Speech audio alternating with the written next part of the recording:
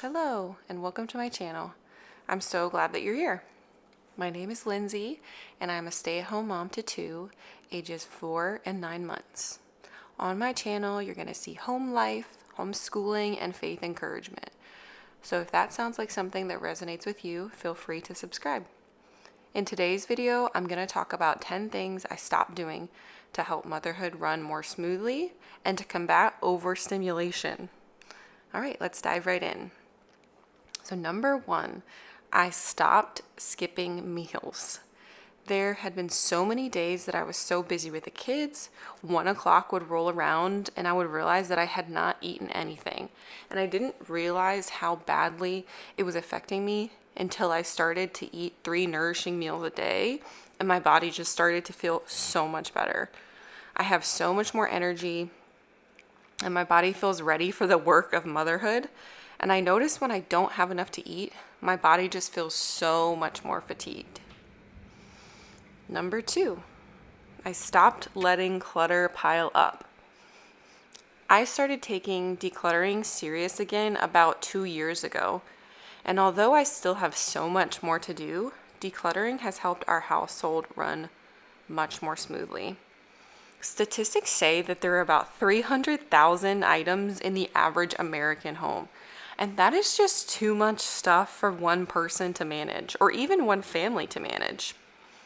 The Minimal Mom here on YouTube says that every item that you own is inventory that you have to manage. It takes energy, effort, time, and resources. So I highly encourage you, if you are feeling stressed out or overwhelmed in your home, give decluttering a try. You are not broken. Many of us just have too much stuff.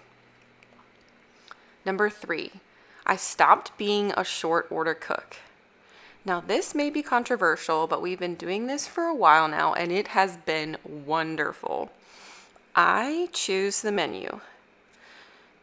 Usually we have a main course and 2 sides for dinner. I try to cook at least one thing I know each person will like.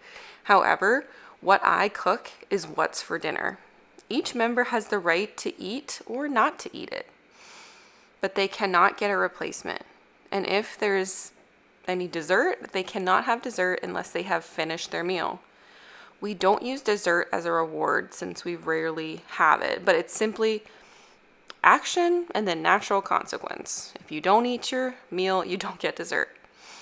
This practice has totally changed my 4-year-old son's eating habits.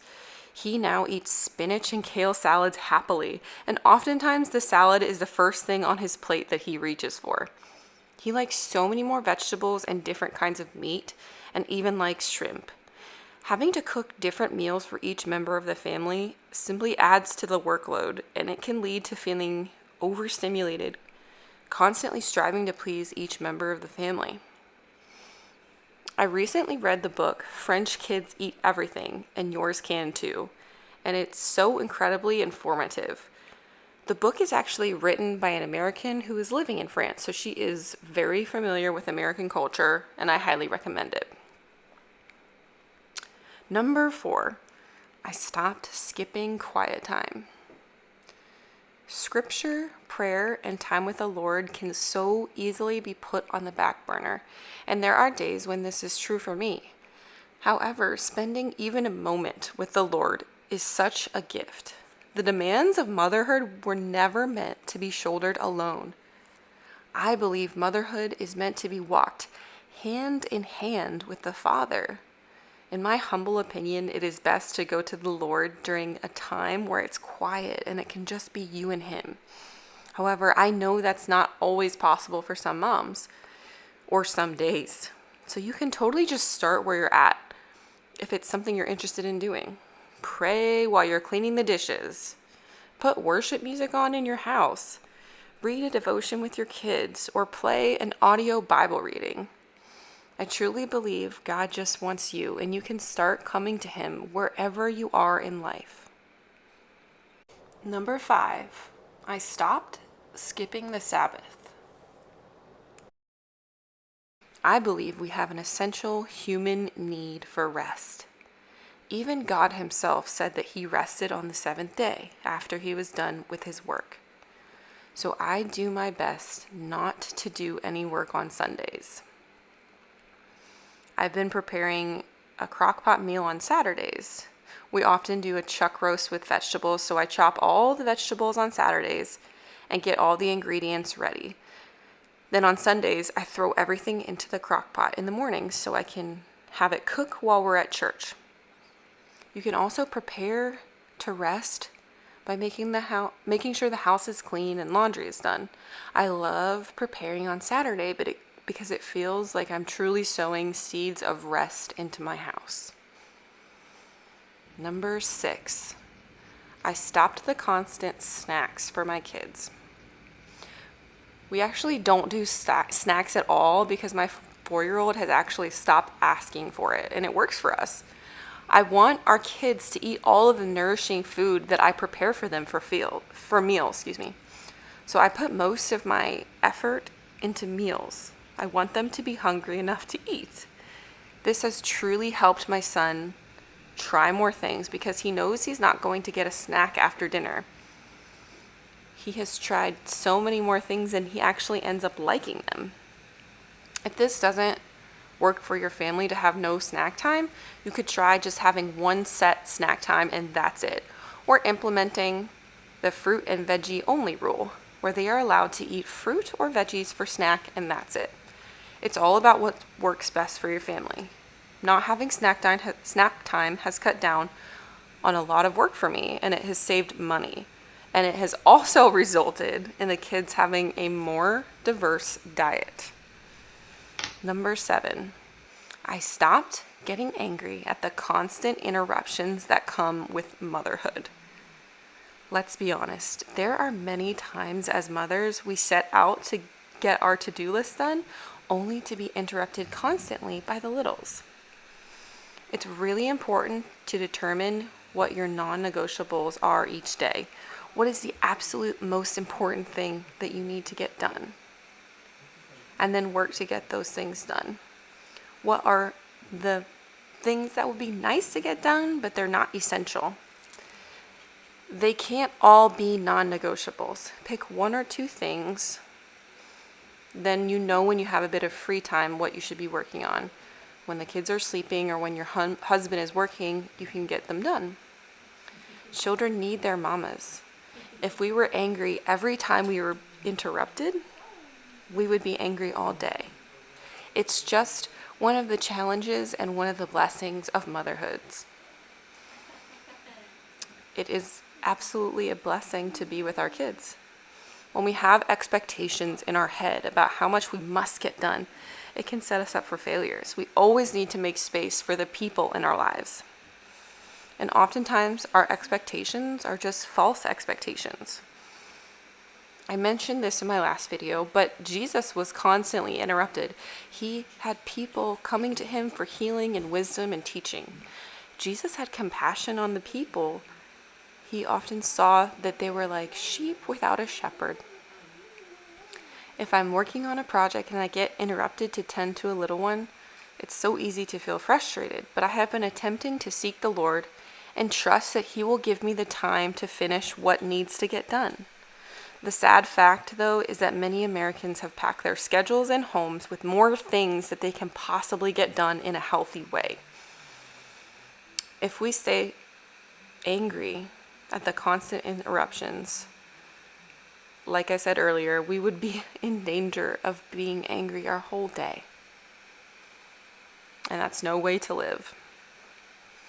Number 8, I stopped rushing to get things done. This one has taken some time.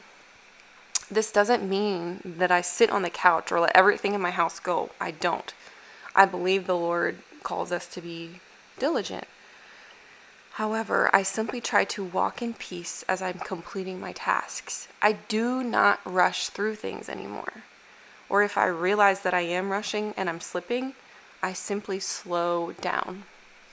Rushing is one of the most common ways to dysregulate the nervous system.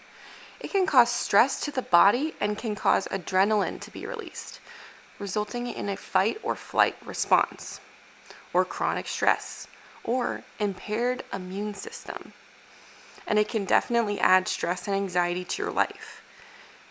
And while it may feel impossible to stop rushing, I'm here to tell you it's not impossible. Difficult? Yes, when we're used to rushing through everything. Absolutely.